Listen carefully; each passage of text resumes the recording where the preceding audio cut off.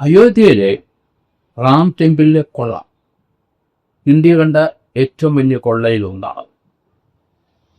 5000 കോടിയുടെ അടുത്തുള്ള കൊള്ളയാണ് നടന്നതെന്നാണ് കോൺഗ്രസ് പ്രസിഡന്റ് ഖാർഗെ പറഞ്ഞത്.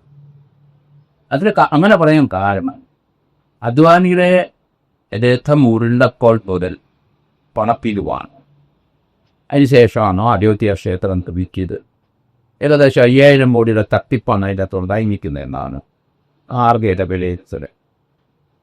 അതേസമയത്ത് അവിടുത്തെ ചില വാർത്തകളൊക്കെ വളരെ കൗതുകം നടത്തുന്നത്, വളരെ അധികം അതിശയത്തോടു കൂടിയാണ് നമ്മൾ കേൾക്കുന്നത്. അവിടെ 8 പേരെ ഇപ്പം ചമ്പത് റായിയുടെ അനുയായികളെ അറസ്റ്റ് ചെയ്തിട്ടുണ്ട്. അവർ റിമാൻഡിലാണ്, പോലീസ് കസ്റ്റഡി വാങ്ങിക്കുന്നു.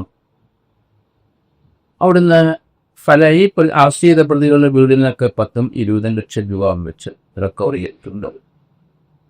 പക്ഷേ അവിടുത്തെ വരുന്ന പോലീസിന്, അന്വേഷിക്കുന്ന പോലീസ് ഉദ്യോഗസ്ഥന്മാർക്ക് ഒരു സംശയം തോന്നാൻ കാരണം അവിടെ വന്നിരിക്കുന്ന നേർച്ചയായിട്ടും ഓഫറിംഗ് ആയിട്ടൊക്കെ വന്ന സ്വർണ്ണത്തിൻ്റെ പല കട്ടികൾ, സ്വർണത്തിൻ്റെ കുറേ രൂപങ്ങൾ, അതൊക്കെ മാറ്റി വ്യത്യാസമായിട്ട് വെച്ചിരിക്കുന്നത്, കൊടുത്തതുപോലെയല്ല ഇരിക്കുന്നത്.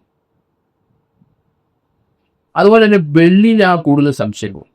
തുടക്കത്തിൽ വെള്ളിയിലാണ്. കാരണം വെള്ളി കൊണ്ട് നേർച്ചയായിട്ട് കൊടുത്തവർ പലരും അതേ വെള്ളിയുടെ ചിലപ്പം 10, 20, 30, 40 കിലോയുടെ മാലകളോ അതിനൊക്കെ രൂപവാദം അവിടെ വന്നിരിക്കുന്നു എന്നാണ് തുടക്കത്തിലെ പ്രിലിമിനറി ഇൻവെസ്റ്റിഗേഷനിലെ പോലീസിന് മനസ്സിലായി. അതുകൊണ്ട് സ്വർണത്തിൻ്റെ കാര്യത്തിൽ ഒരു കൂലങ്കക്ഷമായിട്ട് കൂട്ടി. മോക്ഷിസ സ്വർണം ഉരുക്കി ആ പ്രതികൾ ബിസ്ക്കറ്റായിട്ടാണ് കൊടുത്തത്. കാരണം അമ്പലത്തിൽ രാം ടെമ്പിളിൽ വന്ന നേർച്ചയായിട്ട് വന്ന കോടിക്കണക്കിന് രൂപയുടെ സ്വർണ്ണക്കളോ ഓരോരുത്തരുടെ കഴിവനുസരിച്ച് 5 പവൻ, 10 പവൻ, 50 പവൻ, 100 പവൻ ആഭരണങ്ങളായിട്ട് കൊടുക്കും.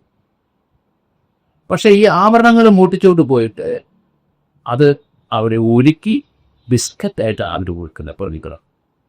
ഇപ്പോൾ പിടിക്കപ്പെടില്ല, എവിടെയെങ്കിലും മൂട്ടിച്ചേർന്ന് തോന്നത്തില്ല, ഇത് റാം ടെമ്പിളിലെ സാധനമാണെന്ന് തോന്നുന്നു. അങ്ങനെയാണ് ഒരു തരത്തിലുള്ള ആ മുതൽ കൈമാറ്റം ചെയ്യുന്ന ഒരു പിത്തം. മറ്റൊരെണ്ണം എല്ലാവരും ഞെട്ടിച്ചത്, അവിടെ ഏകദേശം 147 കിലോ തൂക്കമുള്ള രാമചരിതമാനസം, തുളസീദാസിൻ്റെ മഹാഭാവ്യമായ രാമചരിതമാനസത്തിലെ 147 കിലോ ഉള്ള ഒരു ബുക്ക്, ഒരു സ്വർണം കൊണ്ടെഴുതിയ ബുക്ക് മിസ്സായി. 1902 വരികൾ അതിട്ടാണ്. ഇപ്പോൾ എത്ര പേജുണ്ടെന്ന് കഴിയും. ആ പേജുകൾ മുഴുവൻ സ്വർണ്ണം പൂശിയിരിക്കും. അത് തമിഴ്നാട്ടിലുള്ള ഒരു ആഭ്യന്തര വകുപ്പിൽ തന്നെ ഉണ്ടായിട്ട് ജോയിൻറ്റ് സെക്രട്ടറി ആയിട്ട് റിട്ടയർ ചെയ്ത ആൾ എൻ്റെ സമ്പാദ്യം മുഴുവൻ ഉപയോഗിച്ച് 5 കോടി രൂപ ചെലവിട്ടിട്ടാണ് തുളസീദാസിൻ്റെ മഹാകാവ്യമായ രാമചരിതമാനസം നിർമ്മിച്ചത്. അതിനകത്ത് 1902 വരികളും സ്വർണ്ണത്തിൽ എഴുതിയതാണ്. അത് മൊത്തം 147 കിലോ തൂക്കമുണ്ട്. 2024 ഏപ്രിൽ മാസത്തിലാണ് രാമക്ഷേത്രത്തിൽ ഇത് സമർപ്പിച്ചത്.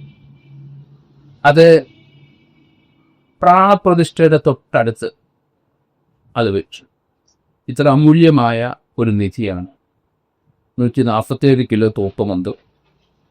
അത് തമിഴ്നാട്ടിലെ ഒരു ലക്ഷ്മി നാരായണൻ എന്ന വ്യക്തിയാണ് നോക്കിയത്. അതിനകത്ത് എല്ലാ പേജുകളും സ്വർണം പൂശ അമ്മയുടെ സ്വർണ്ണാഭരണങ്ങൾ വരെ ഉപയോഗിച്ചു എന്നാണ്. ഏതായാലും ഇത് ആ അയോധ്യയുടെ മുമ്പിൽ തന്നെ പ്രാണപ്രതിഷ്ഠയുടെ അടുത്ത് തന്നെ വെച്ചു. അത് സമർപ്പിച്ച ആള് ലക്ഷ്മി നാരായണൻ 1-2 പ്രാവശ്യം പോയപ്പോൾ അവിടെ തന്നെ ഇരിപ്പുണ്ട്. പക്ഷേ 6 മാസം മുമ്പ് അദ്ദേഹം അവിടെ പോയപ്പോൾ ആ സാധനം കാണാനില്ല. അദ്ദേഹം ഇത്ര സീനിയറായ ഒരു ഓഫീസറാണ്. അതുകൊണ്ട് ചമ്പത് റായിയെ നേരിട്ട് കണ്ടു. ഞാൻ സമർപ്പിച്ച 147 കിലോ തൂക്കമുള്ള ആ രാമചരിതം അത് നിർമ്മിച്ച സ്വർണം, വെള്ളി, ചെമ്പിലാണ് അത് നിർമ്മിച്ചെങ്കിലും എല്ലാ പേജുകളും സ്വർണം പൂശിയിരിക്കുകയാണ്. അത് കാണാനില്ല, അവിടെ ഇല്ലല്ലോ എന്ന് പറഞ്ഞപ്പോൾ അദ്ദേഹം ചൂടായി. ശല്യപ്പെടുത്താൻ നിങ്ങളുടെ പണിക്ക് പോകുന്ന അദ്ദേഹത്തിന് വലിയ സങ്കടമായി.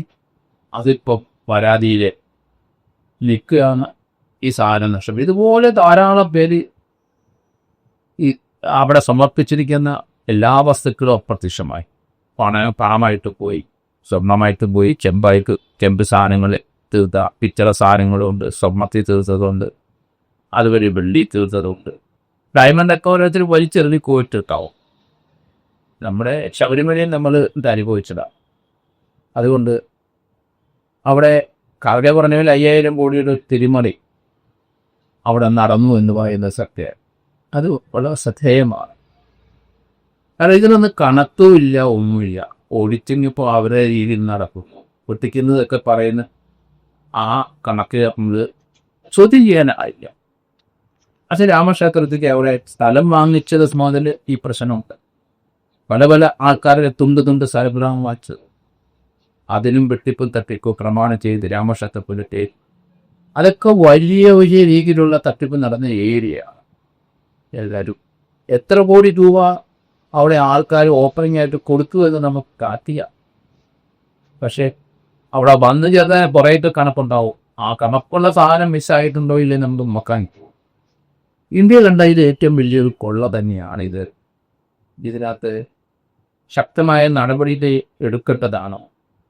പക്ഷേ നടപടി എടുക്കാതെ വന്നപ്പം അഡ്വക്കേറ്റ് ഗോസ്വാമി ഈ വെക്കേഷൻ സമയത്ത് സുപ്രീം കോടതിയിൽ വെക്കേഷൻ ആയിരിക്കും സുപ്രീം കോടതിയിൽ. അതേപോലെ അവിടെ ഇപ്പം എന്താ അർജന്റായിട്ട് കോടതി ഇതിനകത്ത് ഇടപെടണം എന്തൊരു പരാതി കൊടുക്കും. അപ്പോൾ കോടതി പറഞ്ഞു വെക്കേഷൻ കഴിയട്ടെ. അപ്പോൾ അദ്ദേഹത്തിൻ്റെ വാദഗതികൾ വളരെ വ്യത്യസ്തമായി. അദ്ദേഹം പറഞ്ഞ് തെളിവുകൾ കല്ലിലൊന്നും കൊത്തി വെച്ചിട്ടില്ല അവിടെ. എന്നാൽ പിന്നെ വെക്കേഷൻ കഴിഞ്ഞില്ല, ഒരു വർഷം കഴിഞ്ഞാലേ അത് അവിടെ നമുക്ക് നോക്കാം. CCTV ദൃശ്യങ്ങളെല്ലാം വെക്കേഷൻ കഴിയുമ്പോൾ മാഞ്ഞു പോകും. അദ്ദേഹത്തിന് ഡീഫൻസ് വേണ്ട. അപ്പോൾ അങ്ങനെയുള്ള വാദഗതികളാണ് അദ്ദേഹം ഉയർത്തിയത്. വീണ്ടും അദ്ദേഹം തുടർച്ചയായിട്ട് കുറേ കാര്യങ്ങളും കോടതി വെക്കേഷൻ കഴിഞ്ഞ് വരുമ്പോൾ DVR ഡിജിറ്റൽ വീഡിയോ റെക്കോർഡിങ് അതും അവിടെ ഉണ്ടാവില്ല. ഇതെല്ലാം മാറും. നമ്മൾ പണം ബാങ്കിൽ ഇടുന്ന, അല്ലെങ്കിൽ പണം ഇടുന്നതും എടുക്കുന്നതും അത് നമുക്ക് പിൻവലിക്കാം, അങ്ങനെ മാറ്റാം. അതൊക്കെ ഡിജിറ്റലായിട്ട് നമുക്ക് ചെയ്യാൻ പറ്റുമെന്ന് അദ്ദേഹം പറഞ്ഞു. പക്ഷേ ഇത് പറ്റില്ല. ഈ DVR ഡിജിറ്റൽ വീഡിയോ റെക്കോർഡിങ് അത് അവിടെ ഉണ്ടാവില്ല. അങ്ങനെ CCTV ദൃശ്യങ്ങൾ ഉണ്ടാവില്ല. അതുകൊണ്ട് ഇതിനൊരു അടിയന്തരമായിട്ട് കോടതി ഇടപെടണം. അങ്ങനെയുള്ള സാധനങ്ങൾ കൈക്കലാക്കാൻ പോലീസ് എത്ര ചേസ് ചെയ്യണം എന്നാണ് പറഞ്ഞാണ് അഡ്വക്കേറ്റ് ഗോസ്വാമി സുപ്രീം കോടതി ചെന്ന്. പക്ഷേ കാര്യം നടന്നില്ല.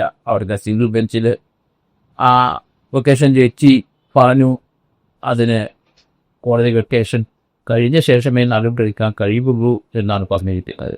എന്തായാലും ഈ തുളസീദാസിൻ്റെ മഹാകാമ്യമായ രാമചരിത മാനസത്തിൽ ആ 147 കിലോ സാധനം എവിടെ പോയി? 147 കിലോ ഉണ്ടെങ്കിൽ അതൊക്കെ പെട്ടെന്ന് അവിടെ ഡിസക്കർ ചെയ്യുന്ന കാഴ്ചയാണ് നമ്മൾ കാണുന്നത്. ഏതായാലും ഇന്ത്യ കണ്ടതിൽ ഏറ്റവും വലിയ ഒരു കൊള്ള തന്നെയാണ് രാമക്ഷേത്രത്തിൽ ഓഫറിംഗ് ആയിട്ട് തപ്പിക്കൊണ്ട് പോയ യാതൊരു സംശയം